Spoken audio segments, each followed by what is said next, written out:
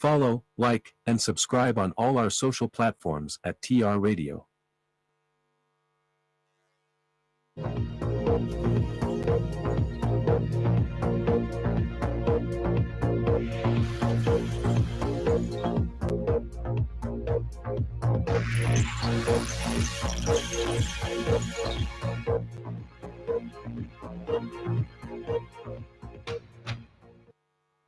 A very, very good morning to you from wherever you're listening to us from. This is the Radio 108.0 FM. Welcome to the 9 a.m. news with Mary Ann Walker. Now on to the headlines.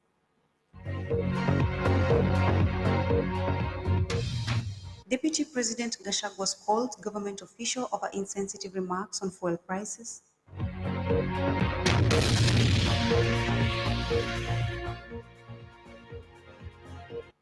Maina Njenga abducted by armed men.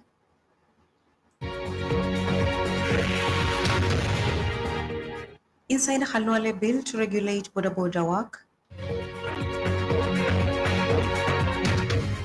Grief as slain dazed student is laid to rest. State agencies on EACC radar as war against draft intensifies.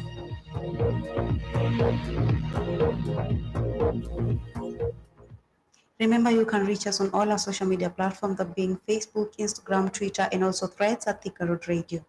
Welcome.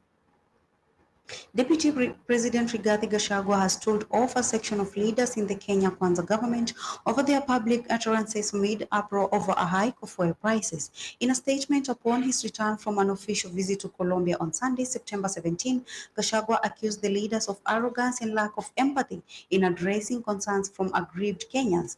The country's second in command emphasized on the importance of sensitivity in addressing the economic challenges faced by Kenyans due to global increase in fuel prices. He called on leaders, particularly those appointed by President William Ruto, to remember that they are employees of the people of Kenya, indirectly hired through the democratic process.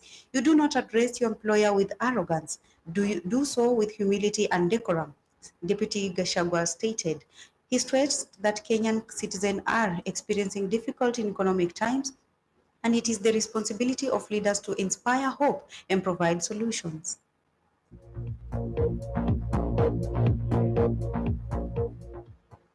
Azimio la Umoja One Kenya coalition has condemned the alleged abduction of former Mungiki sect leader Maina Njenga by unknown people on Saturday night.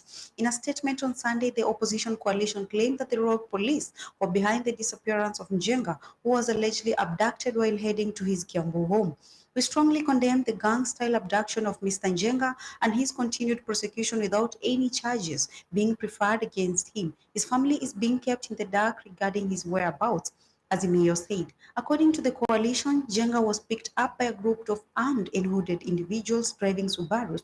The abductors were driving Subarus armed and hooded. It is highly likely that they were part of the special support unit known for terrorizing Kenyans during the anti-tax protest. The SSU is evidently still active and determined to intimidate and harm Kenyans, the coalition added, alleging that the state's hand in disappearance of the business scam politician. Azimio said abduction was part of the attempts to intimidate the opposition amid protests over the rising cost of living.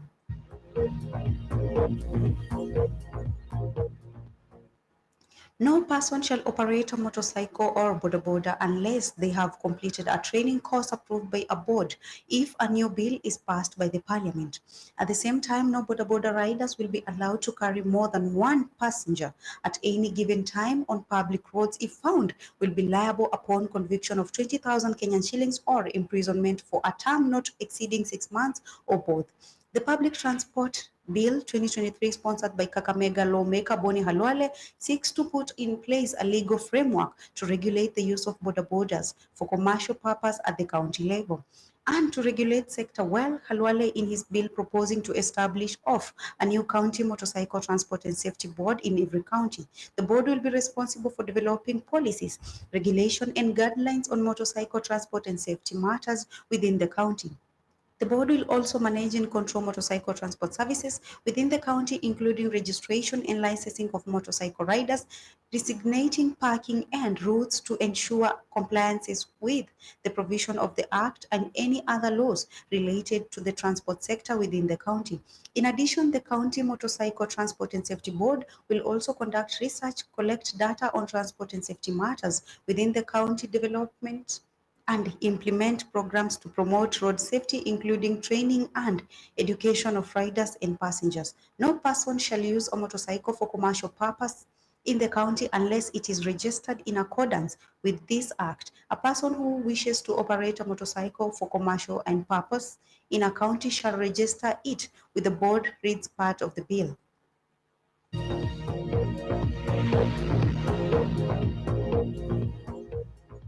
Grief engulfed the Capspate area in Elgeyo Marakwet County at the weekend during the burial of Mercy Gerono, a first-year student at Daystar University, who was found dead in unclear circumstances only 4 days after admission. Gerono, who is 18 years old, who was pursuing a course in nursing, was found dead inside a hostel last week with stab wounds. Her parents and relatives are yet to come to terms with the demise of their loved one and called for through probe to establish the circumstance surrounding her death.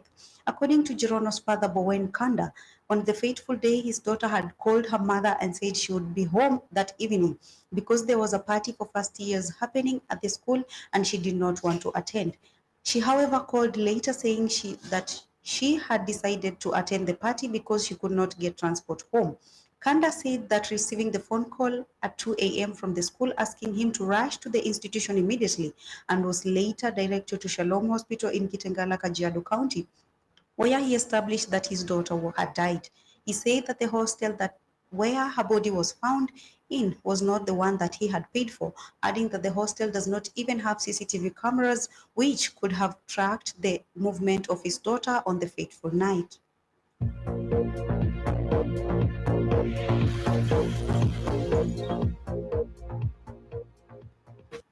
The government has implemented a series of strategies to combat corruption, including strengthening investigating agencies and leveraging the support of national government administration officers stationed across the country. Head of Public Service and State House Chief of Staff Felix Koskei said at the weekend that the government has resolved to change tack in tackling the menace which he says has derailed development in the country. Koskei said various government departments have been having a series of meetings targeting areas that are prone to corruption such as public works, health, procurement, and finance to come up with ways of ensuring never again will a government be defeated in fighting corruption. Internal Security Principal Secretary Dr. Raymond Omolo also said the State Department has lined up various interventions to improve the capacity of Ngao officers to fight insecurity, corruption, and other vices. Koskei added that the government had expressed its commitment to rooting out corruption in the public service as part of its effort to enhance service delivery to her citizens.